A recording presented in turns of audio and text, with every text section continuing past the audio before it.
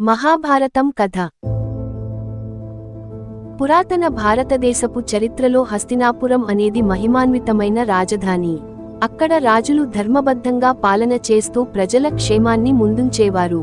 కాని ధర్మం నిలబడే ప్రతి చోటా విధి తన లీలలు నెమ్మదిగా నెరవేర్చుతుంది. ఆ విధిలీలల్లో మొదటిది పాండవులు మరియు కౌరవుల పుట్టుక. గంధారికి జన్మించిన శతమంది కౌరవులు, కుంతి మరియు మాద్రికి జన్మించిన 5గురు పాండవులు. ఈ పుట్టుకలు కేవలం రాజవంశాల అనుబంధమే కాదు, భవిష్యత్ చరిత్రను ఆవిష్కరించే కీలక మలుపులు. యువరాజులు బాల్యంలోనే గురుకుల వాతావరణంలో ద్రోణాచార్యుని వద్ద విద్యాభ్యాసం ప్రారంభించారు. అర్జునుడు తన క్షమతతో తేజస్సుతో మెరిశాడు. అయితే దుర్యోధనుని హృదయంలో అప్పటికే అసూయ రూపంలో విశ్వవృక్షం పెరిగింది. ఆ అసూయే ఆ తరువాత శకుని కుట్రతో కలిసిపడి పాండవులను దుర్మార్గమైన పాస ఆటలోకి లాగింది.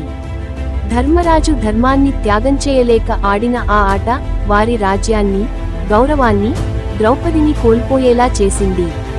ఆ పరాభవాన్ని మోయలేక పాండవులు అడవుల్లోకి వనవాసం పయనమయ్యారు. వర్షం, చలిని ఎదుర్కొంటూ, అనేక పరీక్షలతో తల్లడిల్లుతూ, ప్రతి అడుగు ఓ శిక్షణగా, ప్రతి ఓటమి ఓ బోధనగా మారింది.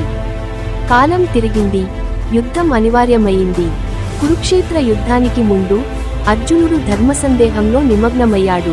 అప్పుడే కృష్ణుడు తన శాశ్వత జ్ఞానం, భగవద్గీత రూపంలో బోధించాడు.